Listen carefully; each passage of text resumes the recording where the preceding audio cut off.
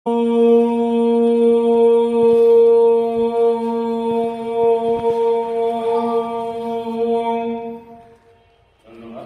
আর এখানে সে সময় প্রতিবাদী জ্বালানো হতো ঘরকে আলোকিত করার জন্য। এই ঘর আলোকিত করার জন্য রাজা রানী এখানে বসতেন, ধ্যানে মগ্ন থাকতেন। রাজা নরেশ নারায়ণ রায়, রানী সুরেশ্বরী দেবী। আমি একটু বাহিরে বলবো, আপনি আসলে দেখে আমি এখান থেকেই বলবো। আমরা বর্তমানে যে দাঁড়িয়ে আছি এটা চারানি রাজার ছোট গোবিন্দ মন্দির এবং বড় আহ্নিক মন্দির, পাশেরটি হচ্ছে গোপাল মন্দির।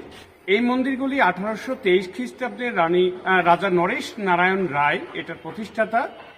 আর ভিতরে যে মূর্তিগুলো ছিল এগুলো 71-এর দিকে পাকিস্তানিরা লুটপাট করে এবং ভাঙচুর করে।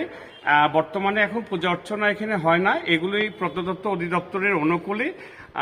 পাশে এটা চারানি স্টেট, পাশেরটি হচ্ছে পাচানি স্টেট, এটা বড় ভাইয়ের রাজা পরেশ নারায়ণ রায়, রানী হেমন্ত কুমারী দেবী। বর্তমানে রাজপ্রাসাদটি প্রত্নতত্ত্ব অধিদপ্তরের মিউজিয়াম হিসেবে ব্যবহার করা হচ্ছে।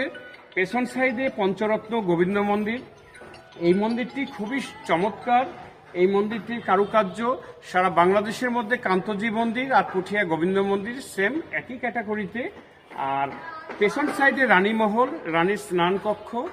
আর বর্তমানে এটি মিউজিয়াম হিসেবে ব্যবহার করা হচ্ছে। আর পুঠিয়া বাজারের ভিতরে 4তলা বিশিষ্ট এটি দোলমঞ্চ নামে পরিচিত দোল মন্দির, যেখানে ফাল্গুন মাসে দোলযাত্রার সময় রাজারা হোলি উৎসব করত, রং খেলতেন। আর পুঠিয়াতে প্রথমে ঢুকতেই বড় শিব মন্দির। এই মন্দিরটি 1823 খ্রিস্টাব্দে রানী ভুবনমোহিনী দেবী এটা নির্মাণ করেন। 3 লক্ষ মুদ্রা ব্যয়ে 7 বছর সময় লাগছিলেন এই মন্দিরটি নির্মাণ করতে। বর্তমানে সকাল সন্ধ্যায় পূজা অর্চনা হয়ে থাকে এখানে। আর পেছন পাশে আরেকটি মন্দির, এটি রথ মন্দির নামে পরিচিত। 9 দিন ব্যবহারের জন্য এই মন্দিরটি। পুঠিয়ার চতুর্থ সাইড দিয়ে পরীক্ষা, বহিরাগত শত্রুরা যেন আক্রমণ করতে না পারে এই জন্য প্রত্যেকটা রাজবাড়িতেই প্রোটেকশন থাকে, কিন্তু এগুলোও পুঠিয়াতে। আর এই পরীক্ষাগুলো এক একটা মন্দিরের নামে নামকরণ, যেমন শিবসাগর, গোপাল সাগর, গোবিন্দ সাগর, এইভাবেই নামকরণ। ধন্যবাদ। আমি লিটন কুমার দাস, অ্যাটেন্ডেন্স প্রত্নতত্ত্ব অধিদপ্তর, চারানি মন্দির, পুঠিয়া, রাজশাহী।